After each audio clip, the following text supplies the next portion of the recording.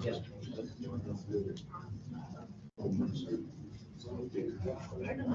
Cool. All right. So we're recording this because Adrian's husband can't be here to watch it. Oh, I see. So we're going to record. But after that, we do not. So put it back there. Turn it out on your cell phone. So.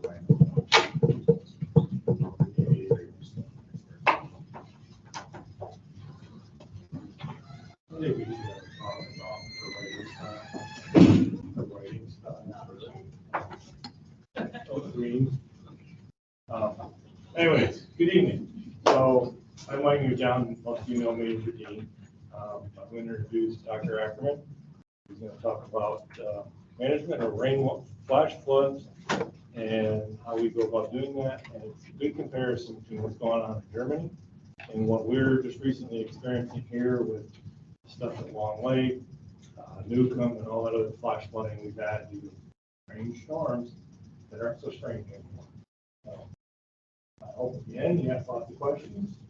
And I listened to it before. I actually got to preview the slides because I was trying to put stuff together for professional development hours.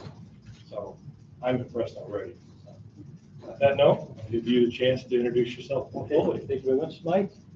So welcome. Nice that you showed up. You had to show up. Nice that you showed up anyways. I know some of you already from Tuesday. I know all of them. All of you know, not by name, but by face. So my name is Thomas Ackermann, and I'm a visiting professor here at SUNY Canton. And my normal university is in Munich. So I come from Munich. My family sits in the back. They're interested as well. We're here for a period of 2 weeks. Good. So my topic today, I would like to talk to you about managing flash floods due to intense rainfall, and not from an engineering perspective, but not in a classical way, engineering, where we try to build dams, etc. What we did, for instance, on Tuesday, but more from a conceptual perspective. And what is the responsibility of the municipalities or the state on how to mitigate risks? Also, what's the responsibility of each of us to mitigate risks? So that's the topic of today. At the end of the presentation, I have 4 questions for you, easy questions that you will be able to answer, I'm sure. Okay, learning objectives for today. So I would like you, at the end of the day, I would like you to have understood the differences between floods and flash floods. You already know the differences from Tuesday. For the rest of you, there are some differences. And when we talk about floods, we usually talk about the regular floods. We don't talk about flash floods. In this course here, and in this talk here, I would like to talk to you about the flash floods. So I want you to understand the risks associated with flash floods, and I want to raise the awareness for the responsibilities of municipalities and the citizens to reduce the risk. Yeah? So that's these are the learning objectives and the topics. I would like to just explain to you again the differences between floods, fluvial floods, and flash floods. Fluvial floods coming from rivers flowing, and flash floods coming from rain. Then I want to talk to you about risks associated with flash floods, fluvial flash floods. And then we can basically make a cut. And then I would like to talk to you about the risk mitigation measures that can be implemented, risk mitigation and adaptation measures or strategies, perspective municipalities, and on the other hand, from the perspective of the citizen. And I would like to step through these topics, and you can follow where we are on the top right-hand corner. I will always highlight where we are in this presentation. So what's the difference between flood and flash floods? You can see here on this picture, there's a river, there's a house, there's another house which cannot be really seen here because the beamer is too light. So just imagine there is another house over here. And on the left-hand side, you can see a river. The water level in the river is at a level, the mean level, which is well inside the river bed. But as as soon as the level rises, at some stage, the water level will come out of the riverbed. It starts to flood the area, and maybe there is a dam or a dike. At some stage, the dike will also be overtopped if the water level rises and rises, and then the houses, the cities, etc., will be flooded. At the same time, the groundwater level will rise and will flood the houses from the bottom. Then there's another effect, and that's when it rains. Okay, the rain will lead to an increase in water levels in the river anyways. But when it rains, the rain will accumulate on the slopes of the mountains, will accumulate and will run off, and depending on how much rain runs off the mountains, the slopes, these houses can also start to be flooded. And you can see here a stormwater drainage. Stormwater drainage is designed usually for a 1 in 5 or 1 in 10 year flood. So when we talk about heavy rain, 1 in 50 year, 1 in 100 year rain, then these stormwater drainages will not work anymore to carry out the water, and that will lead to a flooding. So fluvial flood on the one hand side, fluvial flood on the other, and we will talk about the fluvial floods. Whereas on Tuesday we talked about the other one. So before I go into the details of the fluvial floods, the flash floods, I would like just to talk about the floods again, and I would like to talk to you about how these floods can be simulated or assessed, and you need hydrological input. And the hydrological input that you need is you need somehow the local discharge hydrograph that's based on the analysis of runoff data, rainoff data within the catchment area. So you need that information somehow, somewhere, to be able to simulate how the water, so you have a certain situation, you have a river, there's a city, there's a forest, you have the discharge hydrograph over time, how does the discharge change over time? And here, if you model this in a one element modeling, computational fluid dynamics, you can then simulate how the water then stays in the river or goes outside the riverbed to flood the area. So that's the classical flood topic. And the main characteristic for floods, the trigger, extensive rain across the entire catchment area. Affected areas are basically always the same, always near rivers. So the cities affected by floods know that they will be affected usually, because they are affected not once, but every couple of years, very often. The damage mechanism, high water levels and high flow velocities, potential contamination due to oil spills. Damage frequency, low frequency for extreme floods. So if we talk about 1 in 100 years, 1 in 200 years flood, I say low damage frequency low, because normally, because we know where these floods occur, the cities protect themselves against a 1 in 50, 1 in 20, 1 in 50, usually against a 1 in 100 year flood. So the frequency of high damage is low, because everything, let's say below 1 in 100 flood, is somehow catered for by technical measures, dams, etc. Usually it's possible to warn that a flood is coming. If you look at the Mississippi, if there's a flood wave coming, then the cities along Mississippi, the river, they know something is coming, they can protect themselves. If the extreme flood is bigger than what the technical measures are catering for, so bigger than a 1 in 100 year flood, then the potential for damage is very, very high. Because everybody thinks they're safe, and then suddenly the dikes are overtopped, and then you have a very big flood. Preventive measures, technical flood protection measures, natural flood protection measures, these are things that you would probably learn here and then perform in your job later on. That's a typical engineering task. area development measures, architectural measures. Area development measures means don't build in an area that is subject to be inundated or flooded. And if you build somewhere where flooding may occur, make sure that you build so that your valuables are in the second floor, for instance, or that you don't build a garage lower than surface level, etc.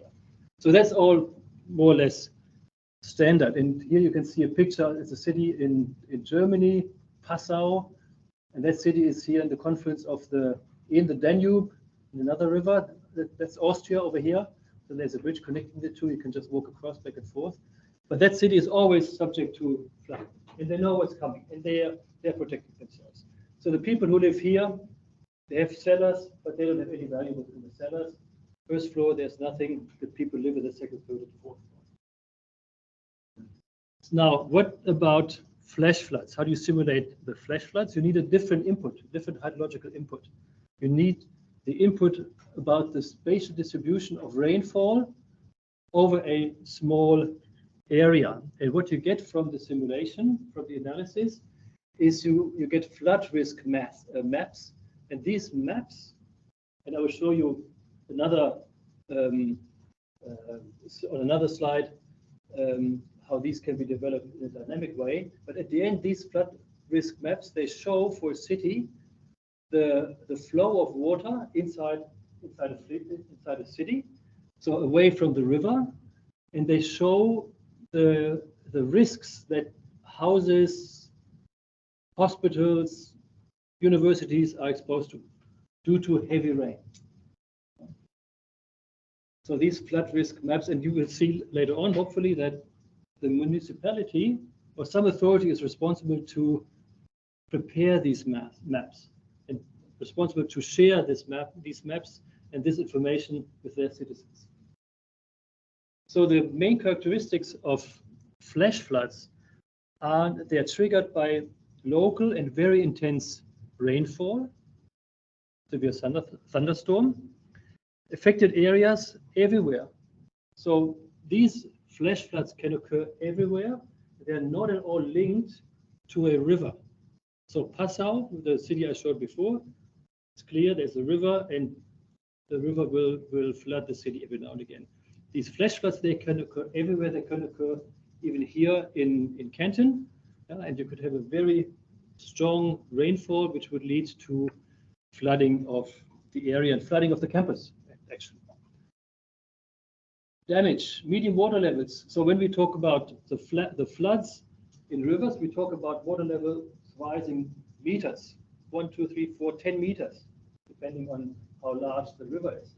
These things here, these flash floods, we talk about water levels in the order of 3 inches, 10 centimeters or higher. So not very high water levels, but usually very high velocities, which carry debris and sediments, because when it becomes an issue, these flash floods, then it's usually because the water flows along a inclined slope, and then the water picks up velocity and speed, and then carries a potential for damage.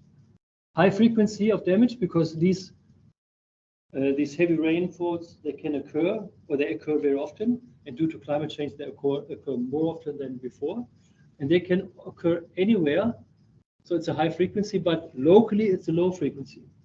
So the frequency for here Canton is probably very low. But if you look at all of the US, somewhere there will always be a municipality that is affected, or Germany or Europe. Flood warning is not possible because you will see later in a small movie, it just happens very quickly and very localized. High potential for individual damage. So it's not a big economic issue for a city, but some people, some industries, some businesses will be affected, and they will potentially experience a very high damage. Preventive measures, stormwater drainage to some extent, create safe flow pathways, and that's very important. And when I look at many cities in the US, many cities are built in straight lines. They're developed in a square manner, So you have long roads that go perfectly straight. And if these roads go down along the slope, then this is where the water will collect. And if at the end of this slope, if there's a road cutting across, the road doesn't continue. If there's a house, that house is at risk of being flooded. Okay, so we're going to talk about this flooding event due to rain. And what I mean, I can show you on this movie. It's a time, what do you call it? A time shortage. So it's sped up. And let's have a look at what happens here. It's in German, but it's in Austria.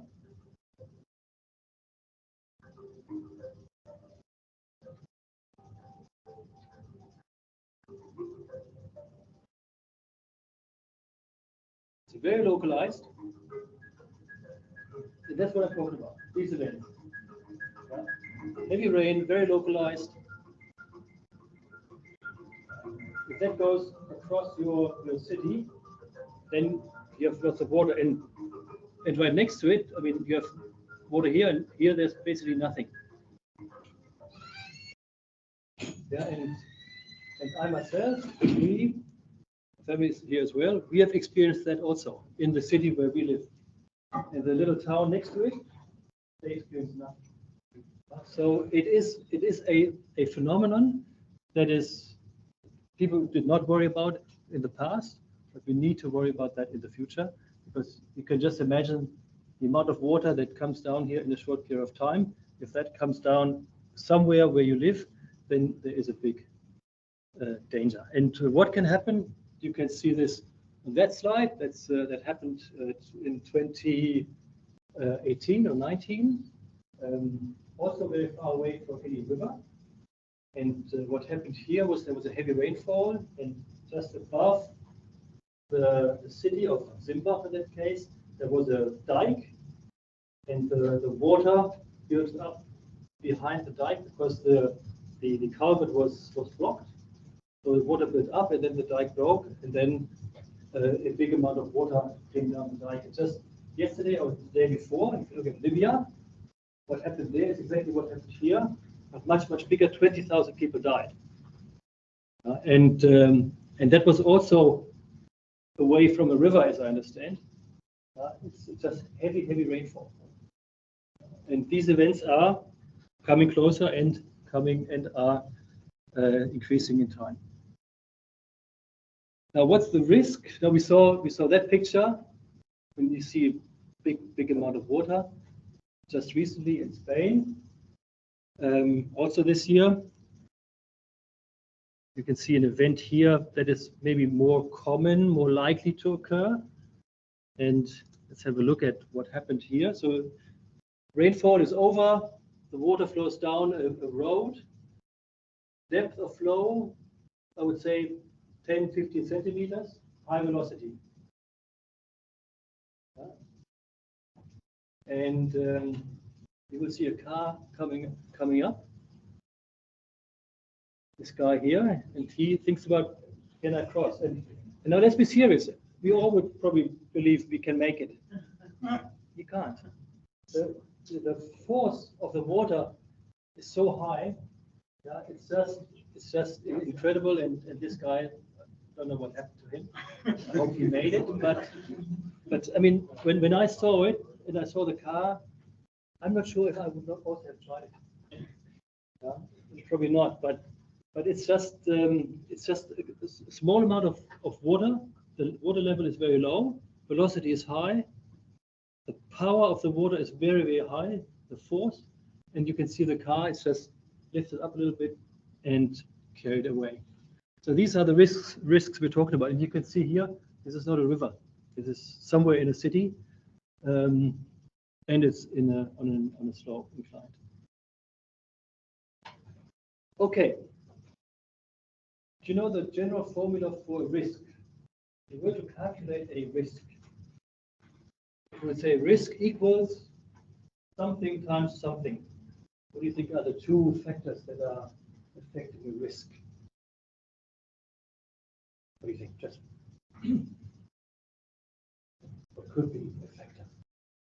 Population, like the size of the place. Okay, population. Okay, yeah, to some extent, yeah. And what else? I would call that like, often it happens. yeah, perfect.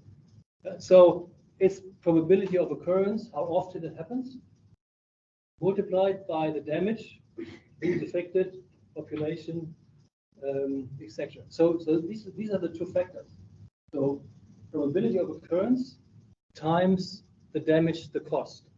Now, if you look at the probability of effect of occurrence, that will increase over time in many areas of the US and Europe and in many areas of the world due to climate change. Yeah, the probability of occurrence can be influenced by long-term mitigation measures. That's the big policy. That's the big wheel of politics. Yeah, where you enter into climate change programs, step out of coal, you reduce your carbon footprint, etc. So by doing that, you can somehow modify the probability of occurrence. You can mitigate the risk. Now, if you look at the damage depends on how well municipalities and individuals are actually prepared to protect their properties, their lives, etc. And at the end, the damage can be influenced by midterm adaptation measures. So there's a difference. One thing is mitigation. So you try to get rid of the risk. And the other thing is the adaptation. You live with the risk. And the adaptation measure is you live with the risk, but you reduce your personal impact or the impact on others. And that's what I would like to talk about now. The role of the municipalities and communities and states and the citizens to actually adapt to the risks. Now, why is that important? Because we can all be affected. And if you need to answer the question, will I, will you, will we be affected by a flood? It's very nice to answer this question by looking at a person who is 80 years old or will become 80 years old in a lifetime of 80 years. Will that person be affected by a flood, let's say a 1 in a 100-year flood? And we learned on Tuesday about a formula, it's that formula over here, which helped us assess the risk for a construction site, so you construction manager. And the construction manager is responsible for a construction site which runs over 2, 3, 4 years. So say a large construction site, 5 years. What's the risk that that construction site will be affected by a flood event with a probability of occurrence 1 in 100 years or 1 in whatever years? And we calculated that in that case, the risk is fairly high. But now if you look at this person, 80 years old or lifespan over 80 years, what's the risk? And on the left-hand side on the column, it's the event. It's a 1 in T-year flood, so 1 in 100-year flood, 1 in 200-year flood, etc. So that's shown here. And then that's the probability that the person will actually be exposed to this flood. And if you look at a 1 in a 100-year flood, the risk that a person experiences a 1 in a 100-year flood is above 50%. And I think that's high. And that a person is experiencing a 1 in 200-year flood, the probability is still 30%. So the risk is not, it's there. And if you look at what happened in Vermont a couple of weeks ago, it was in July 2023. The flood that occurred there was a flood, so 1 in a 100-year flood or 1 in 200-year flood, somewhere around that. So that flood, the likelihood that these people who lived in that area would experience that flood is 50%. And it's 50% basically every day. So now, not because they have experienced it in July, they will not experience it again in the next 100 years. They can experience it next year again. And the likelihood or probability is 50%. And that's the reason why we have to cater for the risk. We have to understand the risk, and we have to take measures as a municipality, as a community, to look after our citizens. And we as citizens, we have to be aware of these risks and prepare ourselves. So in this formula for the risk, so this is the big picture, big politics, and we can affect these politics by voting, by having parties involved who have this in mind. But we, as an individual, we cannot do much really in that area. But what we can do is we can look at the damage, and we can prepare and protect ourselves. And when we look at the damage, now I'm trying to take up the perspective of the municipalities. What should they have in focus? Now they should have in focus 4 areas. At least that's how the flood protection, flood mitigation, flood risk management is done in Europe, across all the countries.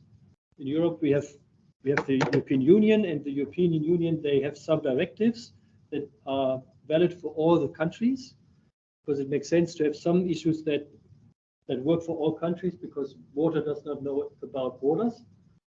So flood management is an issue that the European community tries to do across borders for all countries. And when we talk about damage, the European Union said, let's look at the damage in 4 categories. And these 4 categories, I think, are categories that are applicable everywhere. And one of them is human well-being, maybe on the top. So the focus here is on life and physical conditions, buildings, hospitals, schools, infrastructure, etc. So when you look at affected areas, damage, well-being, human well-being is a big issue. Another big issue would be the environment. Focus on nature, protected landscapes, wildlife, etc. Cultural heritage, big issue. Focus on churches, cultural assets, etc. And last but not least, business, of course. Community and commerce and industry. So focus on commerce, industry, agriculture, forestry, infrastructure, because they can all be affected by flooding as well. So now looking at what municipalities should do, when they try to understand the risk, if you want to go about in a systematic manner, you can look at the risk exposure regarding the damage with respect to these 4 categories. Now, let's move away from the risk and look at what the municipalities can do. The municipalities, their objectives of municipal flash flood management should be that based on the knowledge of potential flooded areas, and we will see later where they get this knowledge from, they should implement precautionary measures on municipal level, and they should assist their citizens to implement protective measures for themselves, in order to minimize the damage in these areas that I just talked about before. So they should have a focused approach on these flood protection measures. So first they need to know about the protected flooded areas, and once they know it, they should implement actions and assist their citizens to implement actions by themselves. What will not work for flash floods is to build dams and dikes and what we did before on Tuesday, flood reservoirs, because flash floods occur on short term, in the intense, small scale, local rainfall. Technical measures like reservoirs or protective walls will not work. So we need to leave behind our engineering competence, and we have to go more in an organizational competence. And we have to organize ourselves to cater for the risk. because we cannot build these structures. They don't help us in this case. So what should the municipalities do? Well, based on the knowledge of potentially flooded areas, they should carry out a floodplain risk management. They should ensure that the urban development is organized according to a hydro and climate sensitive manner, in a climate sensitive manner, and they need to support their citizens to implement precautionary measures. And let's look at all of these 4 items individually. Let's look at the first one, knowledge of potentially flooded areas. So the municipalities should initiate rainfall and flash flood simulation and modeling to identify the flooded areas. So we saw before these maps where you see water that accumulated somewhere in roads, and then in little colors there were houses, red, orange, green, and that showed the risk exposure due to the flash floods. And they should share. That's another thing. So first of all, I believe they have a responsibility to know about the risks, and they should share their knowledge with the citizens. And in Germany, we say knowledge is power. And if you don't share your knowledge, you're powerful. But that doesn't really work. If you are a responsible person, a responsible politician, you need to share your information. And that's what is meant here, share knowledge of the identified flooded areas. And that's a big topic in Europe and in Germany right now. And that's an area that I'm working in. I mentioned to you that we are, at our university, we get a room from our university organization that we work in consulting. And we have enough time allocated from the university for us to go to that area. And that's an area I'm working in, to talk to communities and municipalities to make them understand what I believe and others believe they should do and how they can do it. So let's look at the first part here. So they should initiate simulation and modeling of floods, flash floods, and that can be done in a computational fluid dynamics way. And what I can show you here, what I would like to show you here is the result. So what you can see here is a city, and there's no river anywhere. Yeah, and what you can see, it rains, and as it rains, you can see that water starts to collect. So these are arrows actually, and I will run the video so you can see the arrows become longer and longer.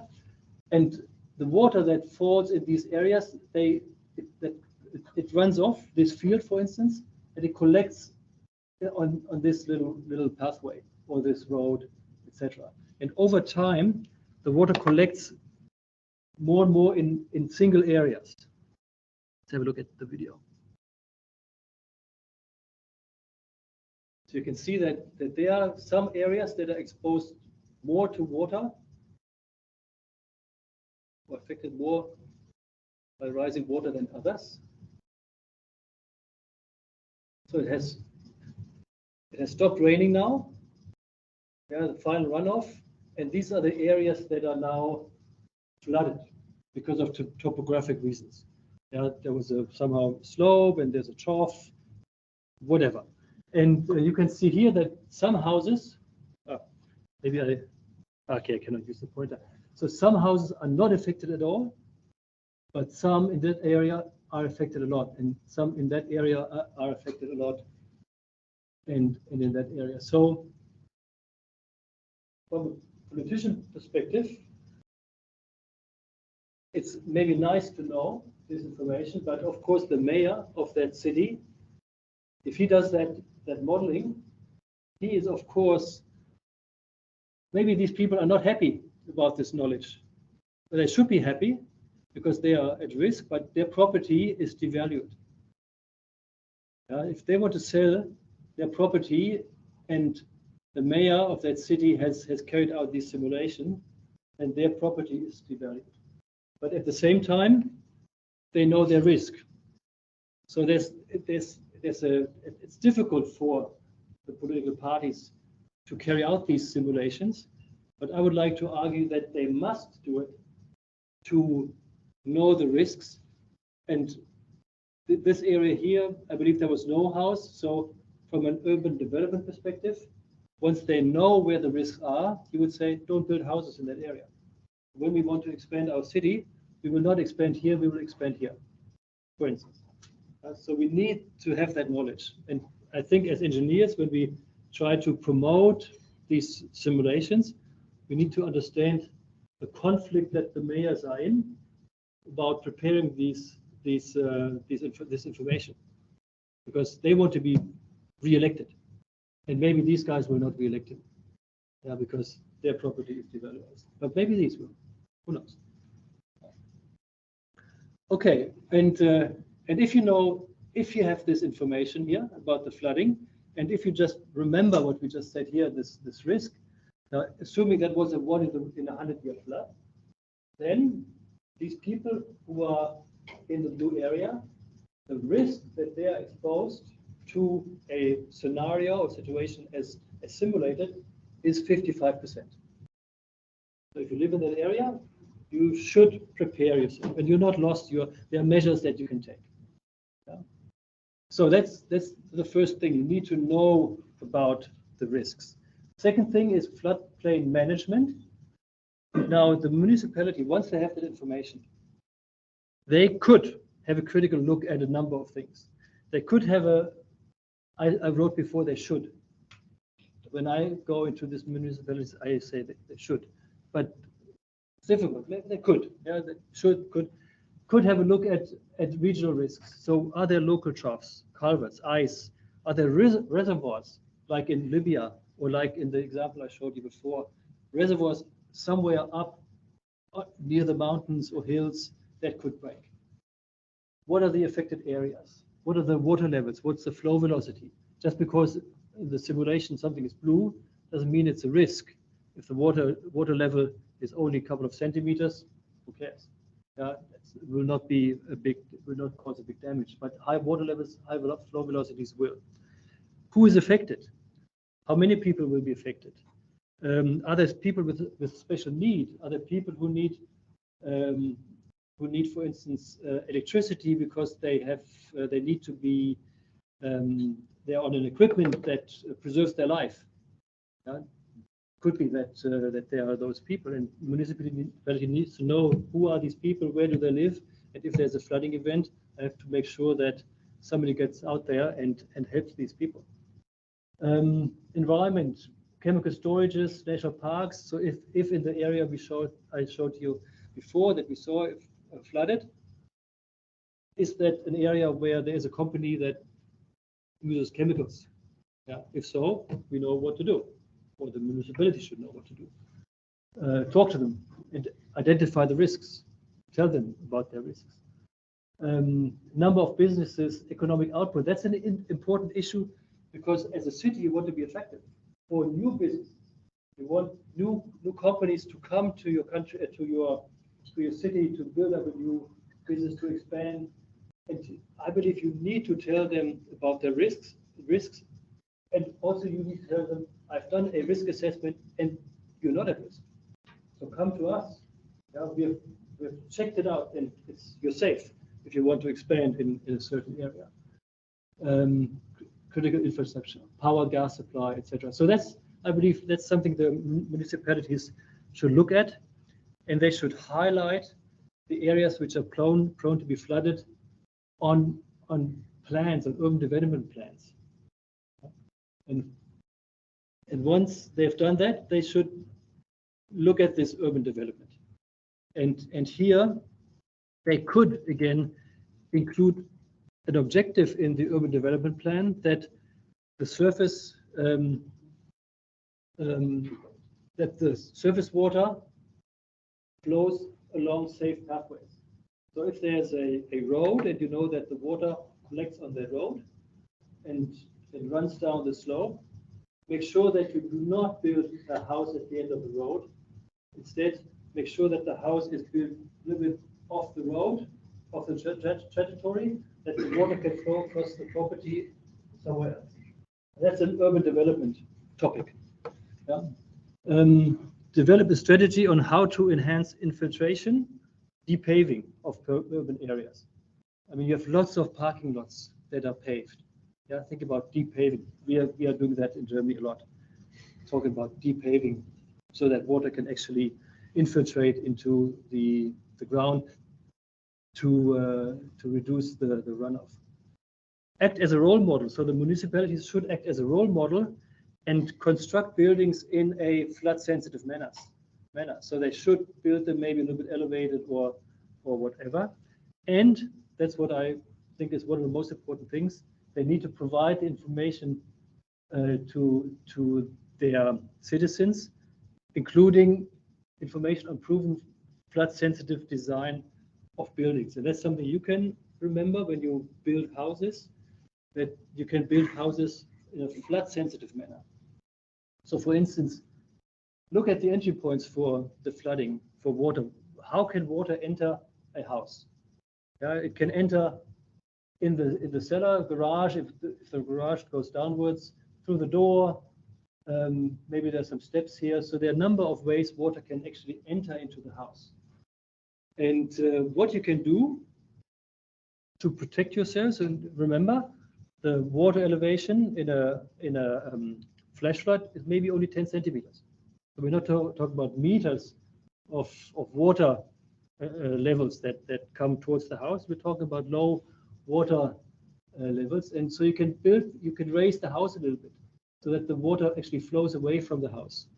Now you can build a little like a storage reservoir where the water can flow into, or you can build a small, what do you call it? It's not a river. It's a, I don't know how you call it.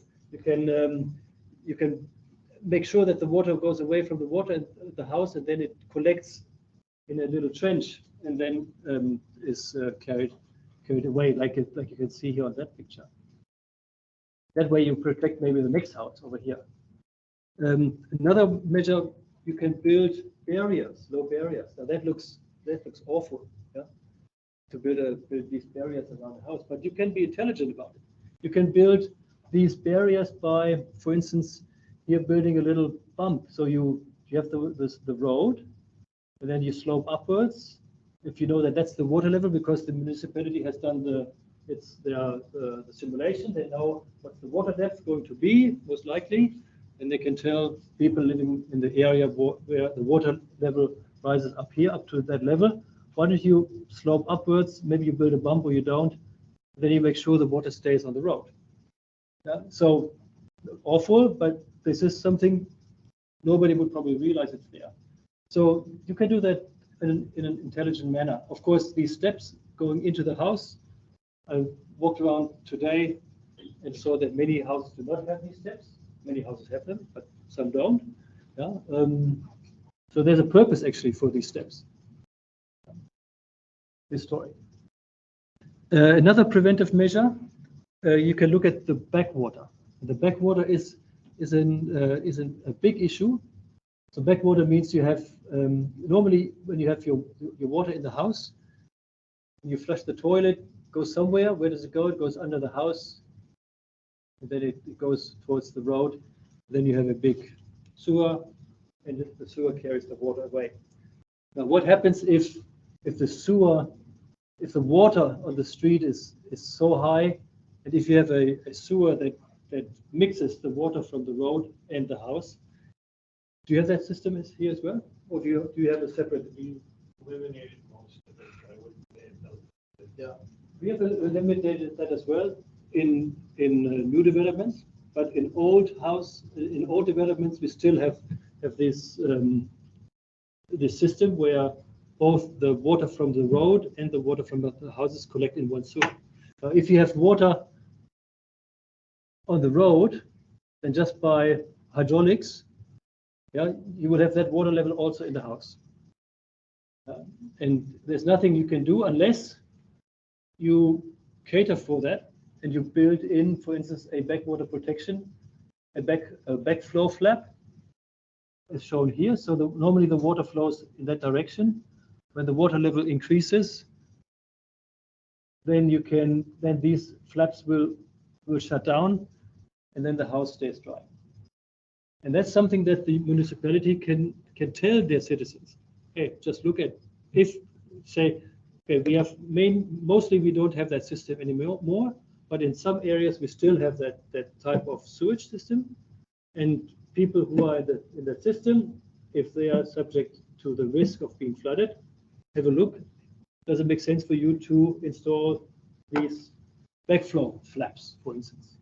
Or you can also have a pumping system that you always pump the water from down there above this water level into the system here. So there are a couple of measures, and people usually don't know about them. Municipalities should know and should inform their people. And the last thing would be the support of citizens to implement precautionary measures.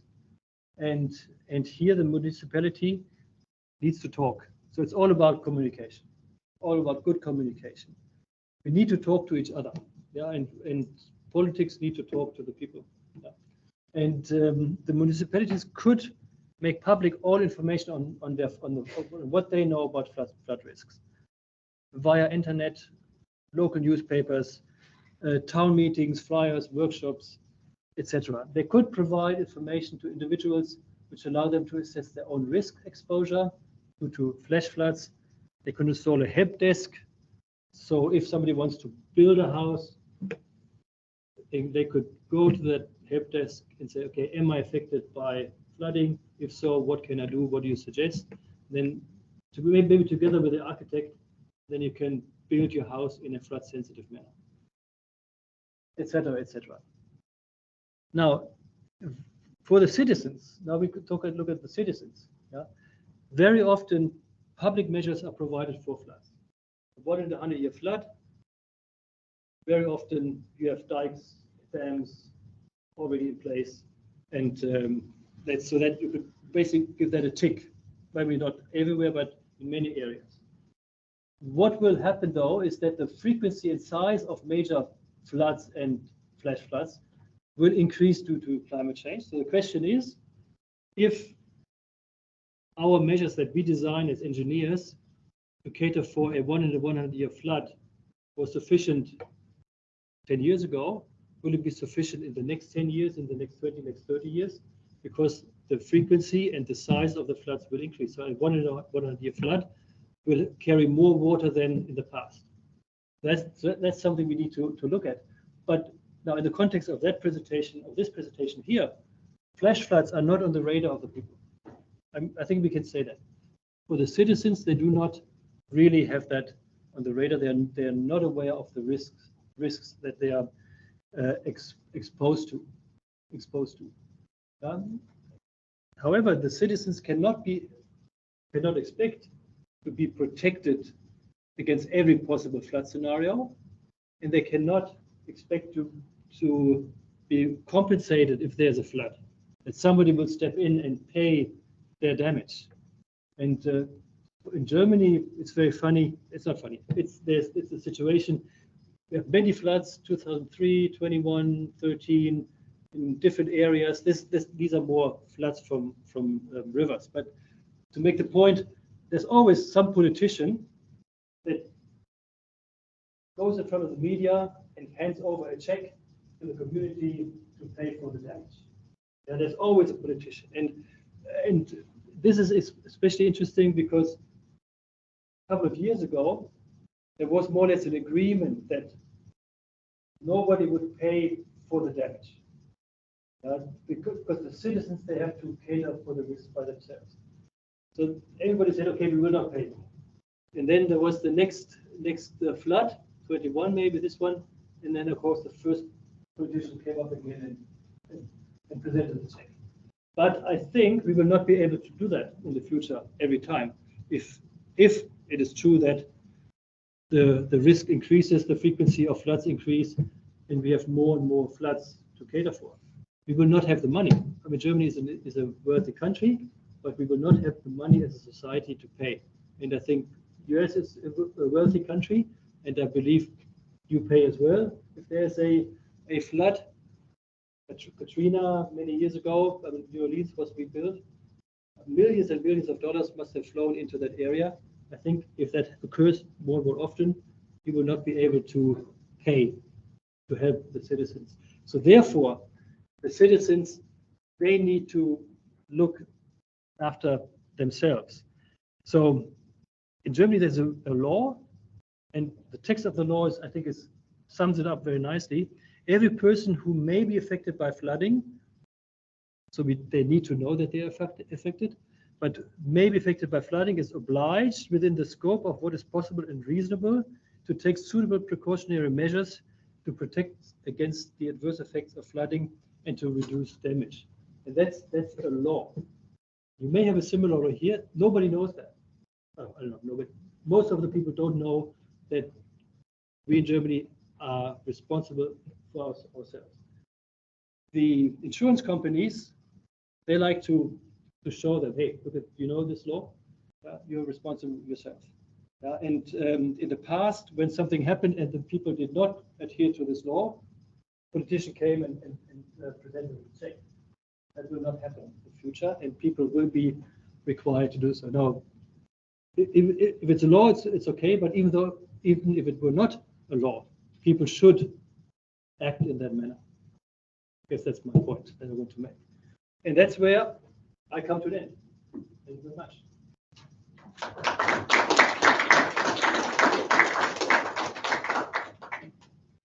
Before you have questions, I have questions. So I have 4 questions, and then we go through these questions, and then you can ask questions if you have. So, are you ready for the questions? Questions. Number 1. Why are flash floods so difficult to anticipate and predict? What do you think? Yeah. It's a small area and there's not much warning. Anywhere, anytime. Yeah, basically.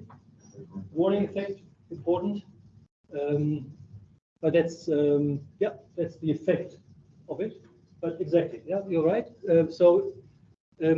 These flash floods, they're driven by local rainfall, can occur anywhere, anytime, far away from rivers, difficult to anticipate, etc. Second question, what are the 2 factors that affect risks? Yep. Probability of occurrence and damage. And damage, same thing? Yeah. And now we're talking about this in the context of flood. Now, Bill, you have that probably also in the context of economics, I assume. Yeah. So this formula, you can apply that in many areas.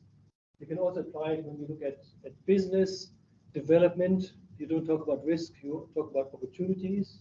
Yeah. What's the probability of something occurring, and what's the not damage, but what's the gain? So this formula is very powerful. And it is used a lot in business environment, and it's used a lot in hydraulics or in risk assessments, for instance, in flood prediction. Okay.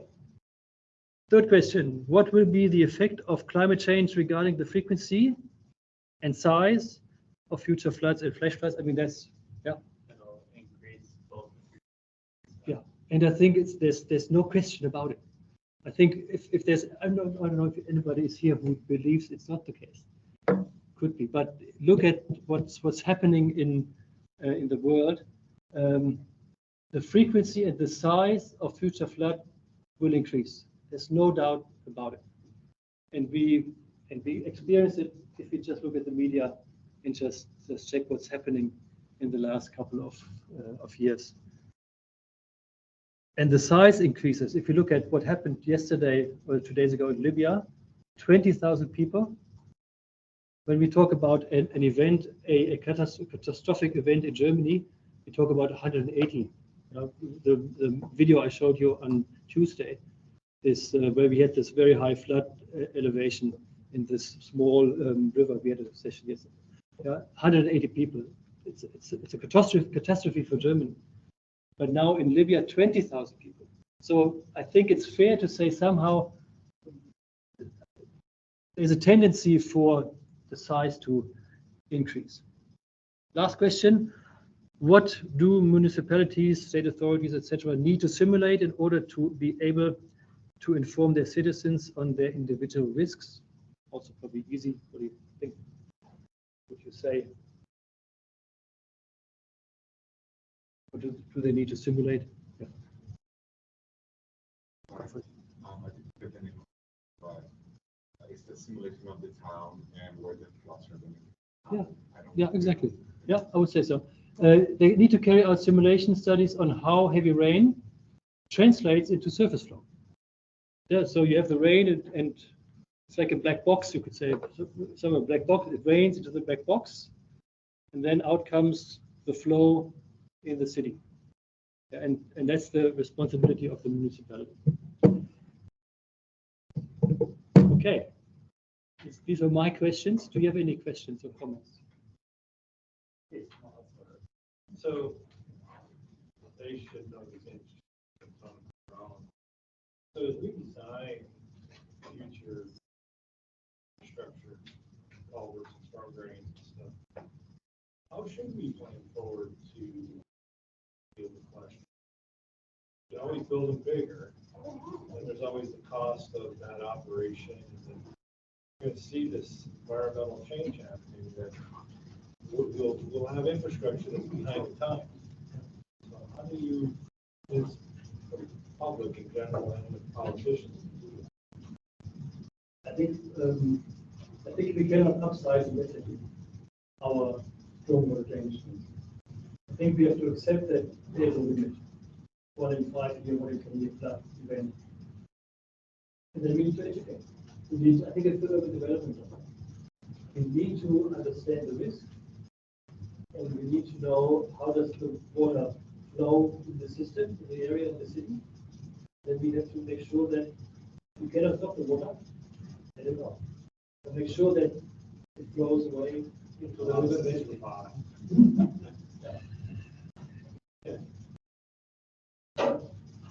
Another question. I have a question. You didn't pay me.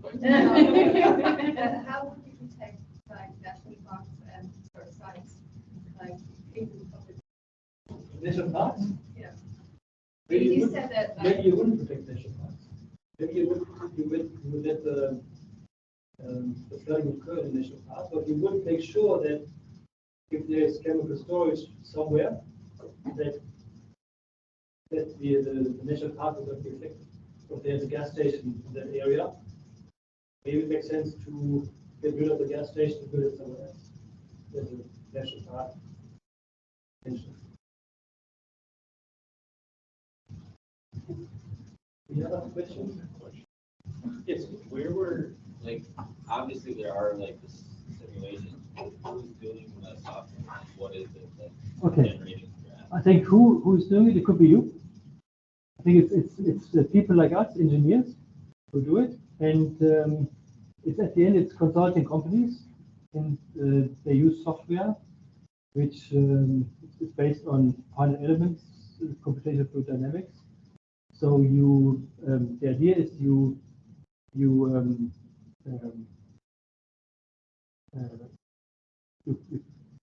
have an area and you cut it down into small little segments. And then for each segment, you calculate how the water elevation rises and flow develops. And then if you do it on the individual basis, you can combine everything and then you have the whole picture. And that's a software tool that exists already. And what we as engineers need to do, we need to understand how to use these programs, and we need to understand what's the right input and how do we interpret the results from these programs. But there's software. For instance, the US Army Corps of Engineers, they have a program called Ackermann, and that's for free. It's a great program, great software, Ackermann, 1D, 2D. And I think, I believe that, I don't know, but I think somehow similar development will occur here than in Germany, that more municipalities will understand the requirement that should be done. And I believe that this opens a huge area of work for us engineers in that area. So if somebody is an expert in modeling, I think they can model until they don't want to model anymore. I was just gonna ask if do they use like topo data for those? Yes, we need topographical data. Yeah, so these programs are set up to, somehow you have to include the topographical data. Then you need to add hydraulic data, and you need to introduce information about roughness.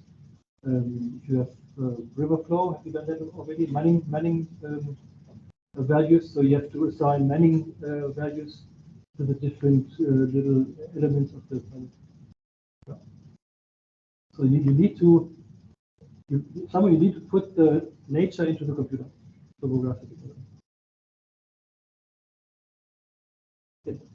So when I saw the little red car being washed away, I thought about that people living in affected areas, or they need to know what to do and what not to do. I mean, what probably they shouldn't go into the cellar and get the valuables out of the cellar while they actually have taken rain or flush vent. And so there would be some education. They need to, yeah. And we talked about that on Tuesday. Don't go into the cellar. I mean, that's exactly what if you live next to that road, and if you see how much water flows down that road, yeah, if that flows into your house, don't go into the cellar. You need to know. Yeah, you need to know the risks, and you need to be educated. Yes. So you spoke mostly about rain events. Yeah. And in this part of the world, we've had our fair share of experiences with snow and ice. Yeah.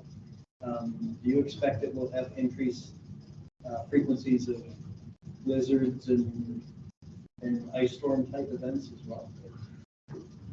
There must be statistics, but I don't know. And it's interesting, some areas are affected more by they have more rainfall, and others have more drought. Climate change doesn't have the same effect everywhere. But I'm not sure that snow and blizzard. Well, we've had, not this past, that was a heavy snowfall, but winter before, we had moderating temperatures around 32 degrees Fahrenheit. So we were going above, but it rained one day, snow the next, rain again.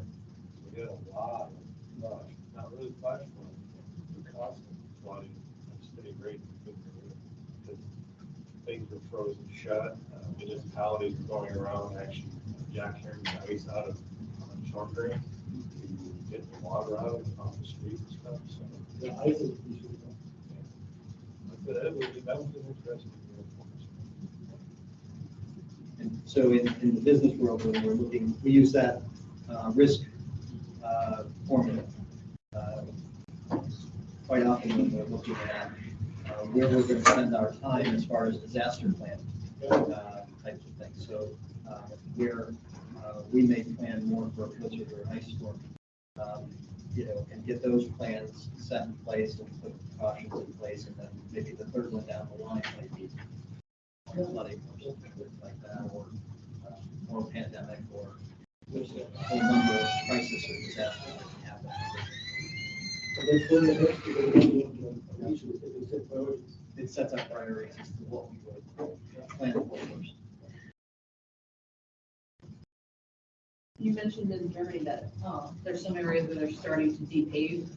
Yeah. Has there been kind of more acceptance of the impact that climate change is going to have? And are you guys now kind of really making changes in your urban development plans to factor this in? Yeah. I mean, there are many small towns when they historic center. Usually there's a mayor's office somewhere, and there's a place in front of it. And very often that place is being depaved, and redone, and so then it's depaved into some sort of pavement that allows water to. And when you have a big parking lot, not always, but we not still your apartments. And it could be that a city requires when you build a house and you have a driveway, that you are not allowed to pave a parking. That you are only allowed to put in a pavement that allows, or a structure that allows water to interchange. Is there anything else that you guys are doing other than that? When we build houses, we need to include we call it it's a small tank, or 5 or 10 cubic meters, a tank that collects the rainwater. So every house collects the rainwater, at least up to a level of, let's say, 10 cubic meters, before it goes into the drainage. That way you have decentralized storage, and that really helps. And that's by urban development for the climate. So we built a house 10 years ago, and there was no way we could build this tank. That also a tank to pull the water out of. Yeah. Use for gardening. Oh yeah, some people do that. They use this tank then for gardening, or even to flush their toilet. Which makes sense. It's very important in the house. So there are two water systems.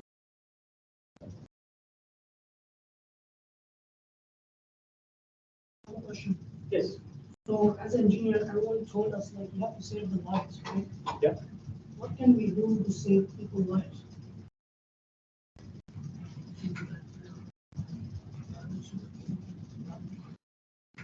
What can we do to do that? I think the first thing we need to do is we need to understand the risk. That's the first thing we can do. Understand what is the risk for the human well-being. So that must be understood thoroughly. And then we can take measures. And if we talk about floods, we as engineers, we can build flood reservoirs, water flood protection reservoirs. Or we could build dams, or we could design mobile flood protection walls. Regarding flash floods, as engineers, we could participate in this urban development and say, okay, that's how water is going to flow in this village. Urban development would say, don't build a house in that area to save lives. Because like in solid solution for the, like it's gonna be like old salmon life, or like some solid solution for the. What do you mean solid solution? Like, Get rid of rain? flood. Get rid of flood? I think we cannot get rid of flood. In my view, the risk of flooding will increase. The occurrence of flooding will increase. So what can we do? We can decarbonize. We can work on our carbon footprint. We can get rid of our trucks and buy smaller cars, electric cars. Then we can build solar panels on our houses and use solar power. That's something we can do to get rid of the rust. We cannot get rid of it, but we can mitigate. We can reduce the risk of flooding. But then many people have to do that.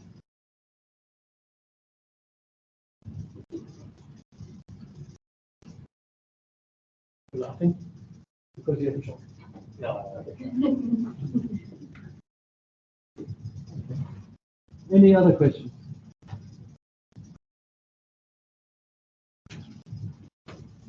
Then, thank you very much. Thank you.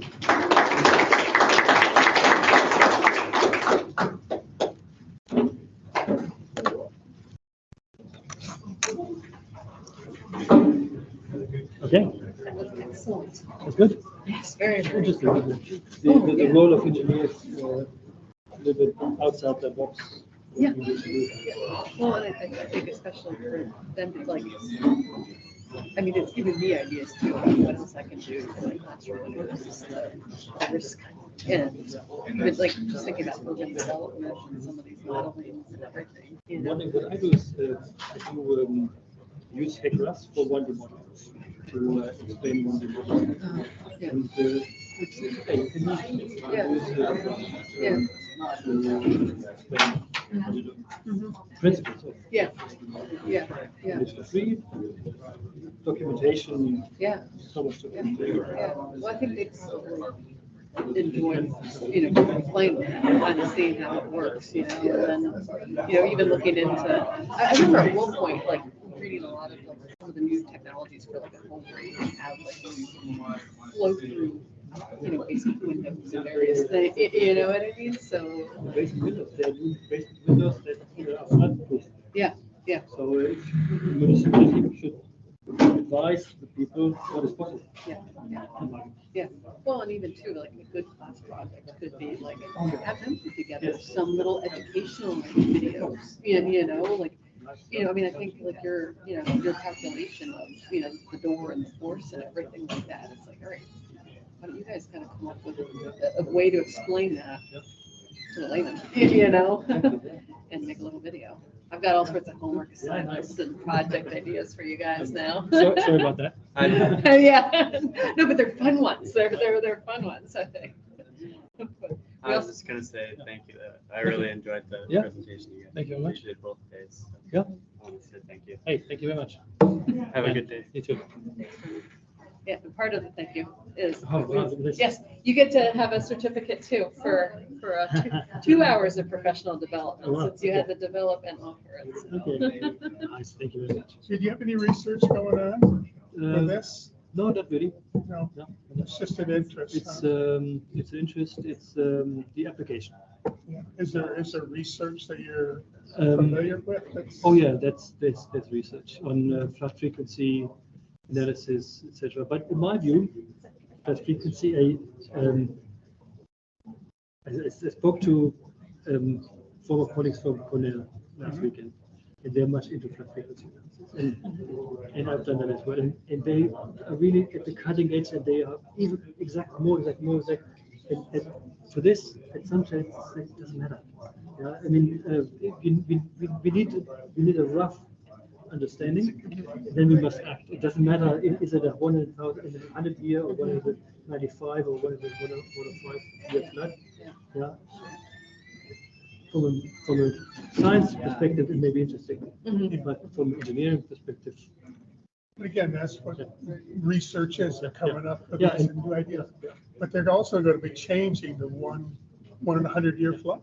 oh yeah, That's that what is, it is. oh yeah, You know, that is. the number's that's gonna change. That's subject to research. There's a lot of research going on. But Interesting. that's difficult, because you have to make lots of assumptions Yeah. on what's going to happen in the future. What's our carbon footprint in the future? Population you. growth. Okay, thank you very much. Nice. Thanks for coming. Thanks. Hi. Michelle Snyder, we met at the Yes, dinner. of course. last week. Yes. It's, wonderful. Thank you. To hear it and listen to it. So, Thanks. how's your trip been so far here? It's great. It's been very good 2 weeks. I enjoyed that very much. Yeah, you've also been doing some presentations with the other colleges Yeah. too, right? Colleges, no, but